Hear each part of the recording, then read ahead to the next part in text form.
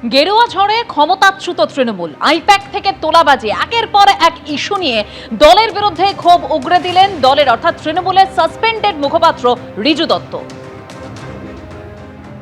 এই যে দলের বিপুল হার ধস তৃণমূল কংগ্রেসে, সেক্ষেত্রে কি মনে হচ্ছে এই ঔদ্ধত্যতাই দলের হারের পেছনে মূল কারণ? তিনটে কারণ। প্রথম কারণ হচ্ছে আইপ্যাক। বিগত 6 মাস ধরে তৃণমূল কংগ্রেস একটা রাজনৈতিক সাংগঠনিক দল, সেই দলটাকে চালিয়েছে একটা ব্যবসায়িক সংস্থা যার নাম আইপ্যাক। আর দিদি এবং অভিষেকদা দুজনেই অন্ধের মতো তাদের বিশ্বাস করেছে। তারা আমাদের থেকেও টাকা নিয়েছে, তারা বিজেপির সাথেও সেটিং করেছে, দিয়ে দলটাকে পুরো ভোগে পাঠিয়ে দিয়েছে, পুরো দলটাকে শেষ করে দিয়েছে। কাউন্সিলর, পঞ্চায়েত প্রধান, পঞ্চায়েত সমিতির মেম্বার, জেলা পরিষদের কর্মাধ্যক্ষ, এরা যা অত্যাচার করেছে, এরা সাধারণ মানুষের থেকে যা তোলাবাজি করেছে, তার এটা ফল। আর সর্বোপরি কারণ মহিলা সম্মান। আমরা ভাবতাম 1500 টাকা দিচ্ছি, সব বাংলার মা বোনেরা দিদিকে ভোট দেবে। আপনি 1500 টাকা দিয়ে বাংলার মহিলাদের সম্মান কিনতে পারেন না। আমি দায়িত্ব নিয়ে বলছি, নিচু স্তরের এই ব্লক সভাপতি এবং তার নিচের স্তরের তৃণমূলের নেতাদের হাতে বাংলার হিন্দু মহিলারা দিনের পর দিন, মাসের পর মাস, বছরের পর বছর অত্যাচারিত। প্রতীক জৈন আমাকে ডেকে বলল, তোমার টিকিট কনফার্ম। কোথার থেকে? ডেবরা, পশ্চিম মেদিনীপুর। প্রতীক জৈনের গোদরেজ ওয়াটার সাইডের অফিসের বাইরে আরেকটা ঘরে বসতো তার একজন সহায়ক, সেও নাকি শীর্ষকর্তা আর্থপাইকের, নাম অর্জুন, পুরো নাম যাই না। সে আমাকে বলল, টিকিটটা কনফার্ম করতে হলে 50 লক্ষ টাকা দিতে হবে। প্রতীক চাইনি কোনোদিন টাকা, 50 লক্ষ টাকা দিতে হবে। বাড়িতে এসে নিজের স্ত্রীকে বলেছি, চোখে জল নিয়ে, আমার স্ত্রী আমার মা তাদের গয়না হাতে তুলে দিয়েছে। পরের দিন সকালবেলা নিজের বিবেককে বোঝাতে পারিনি, তাদের গয়না ফেরত দিয়েছি, মা কালী বাঁচিয়ে নিয়েছে, নইলে আজকে বাড়িতে মুখ দেখাতে পারতাম না। ওরা কি করতো, ধরুন একটা বিধানসভায় 4 জন স্বপ্ন দেখছে বিধায়ক হবে, ওরা 4 জনকেই গিয়ে বলতো তোমরা বিধায়ক হবে, বলে যার কোনো চান্স নেই তার থেকে নিত 20 লাখ টাকা, আর যে হচ্ছে তার থেকে নিত 50 লাখ টাকা। তাহলে এরকম 4 জনের থেকে 1 কোটি টাকা তো একটা বিধানসভার থেকে উঠে গেল। তখন আমি পাগলের মতো আমার দলের শীর্ষ নেতৃত্বকে ফোন করেছি ফল ঘোষণার পর, যাতে আমি রক্ষা করুক আমাকে, আমার পরিবারকে বাঁচানোর জন্য। কেউ ফোন ধরেনি। বিজেপির নেতারা ফোন করে জিজ্ঞেস করেছে, কোনো অসুবিধা নেই তো? কেউ বলছে, রিজুদা তুমি ঠিক আছো? কেউ বলছে, রিজু তোর পরিবারে কোনো অসুবিধা নেই তো?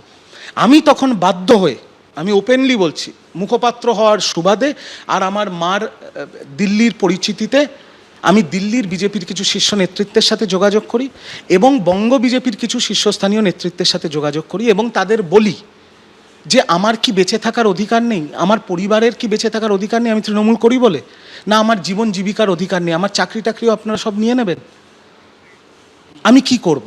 তখন তারা আমাকে বলেছে, তোমার গায়ে বা তোর গায়ে একটা আঁচড়ও পড়বে না। এবং আমি এটা বলবো, আমার লোকাল বিজেপির বিধায়ক রিতেশ তিওয়ারি, তিনি পুলিশকে ফোন করে স্পষ্টভাবে বলেছে যে রিজুর গায়ে হাত পড়া মানে আমার গায়ে হাত পড়া, এবং আমার পরিবারকে রক্ষা করেছে। তার সাথে লোকাল যে বিজেপির লিডার, মণ্ডল সভাপতি ইত্যাদি তাদের শাখা সংগঠনের নেতৃত্ব। এই সত্যি কথাটা আমি বলেছি বলে আজকে দল থেকে আমি সাসপেন্ডেড। তৃণমূলের আরেক সাসপেন্ডেড মুখপাত্র কোহিনুর মজুমদার, তিনি বলছেন যে দলকে শেষ করে দেওয়ার পিছনে অভিষেক বন্দ্যোপাধ্যায় রয়েছেন, আরজি করার সময় সরকার ফেলে দেওয়ার চক্রান্তও করেছিলেন। কি বললেন কোহিনুর মজুমদার, শুনুন। এই তৃণমূলকে শেষ করার পেছনে অভিষেক বন্দ্যোপাধ্যায় এবং মমতা বন্দ্যোপাধ্যায় তার প্রতি অন্ধস্নেহ। মানে জানেন তো, অভিষেক বন্দ্যোপাধ্যায়ের কাছের হতে গেলে আপনাকে তন্ত্র মতে পুজো করতে হবে, প্রপার মন্ত্র, প্রপার তন্ত্র, প্রপার নৈবেদ্য এবং কিছু সময় প্রপার দক্ষিণা না হলে ভগবান একেবারেই খুশি হতেন না। গত 4 বছর ধরে তৃণমূলের যে ক্যারেক্টার, সেই ক্যারেক্টারের একটা বড় পরিবর্তন হয়েছে। যে তৃণমূল স্তরের দল ছিল, ঘাসফুল দল ছিল, সে দল রাতারাতি কর্পোরেট চলে গেছে।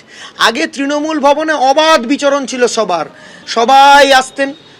আজকে আমরা দেখেছি তৃণমূল ভবনে সবেধন নীলমণি একমাত্র বক্সিদা বসে থাকেন এবং সকাল 8টার সময় দূর থেকে আসা তৃণমূল কংগ্রেসের ব্লক স্তরের নেতা বলুন, বুথ স্তরের নেতা বলুন, পঞ্চায়েত সমিতির রিপ্রেজেন্টেটিভ বলুন বা সাধারণ কর্মী, যার সমস্যা, যার দলে কিছু ঘটনা ঘটছে, দলকে জানাবে, নেত্রীকে জানাবে, কি করে জানাবে? সেখানে এসে ক্যামাক স্ট্রিটের সিঁড়ির তলায় বসে থাকে, দিনের পর দিন চলে যায়, অভিষেক বন্দ্যোপাধ্যায় তো ছেড়ে দিন, অভিষেক বন্দ্যোপাধ্যায় 3টের সময় ক্যামাক স্ট্রিট ঢোকে, 6টার সময় ক্যামাক স্ট্রিট বেরিয়ে যায়, ওই সময় ক্যামাক স্ট্রিটে মাছি ঢুকতে পারে না। অভিষেক বন্দ্যোপাধ্যায়ের নেতৃত্বে একটা সাবোটাজ হয়েছিল মমতা বন্দ্যোপাধ্যায়ের সরকারকে ফেলে দেওয়ার, সেটা আরজিকর মুভমেন্টের সময়। এরপর কসবা ল কলেজের যখন ঘটনা ঘটে, আমি একটা ফেসবুকে প্রোটেস্ট করি, প্রতিবাদ করি যে ফ্রেশ ব্লাড যে অভিষেক ব্যানার্জি জিন্দাবাদ বলবে সেই অভিষেক ব্যানার্জির লোক হয়ে যাবে, সেই তৃণমূলের ফ্রেশ ব্লাড হয়ে যাবে, সেই নেতা হয়ে যাবে। তখন আমাকে অভিষেক বন্দ্যোপাধ্যায়ের অফিস থেকে বলা হয় যে না, এটা করা যাবে না, ডিলিট করে দাও।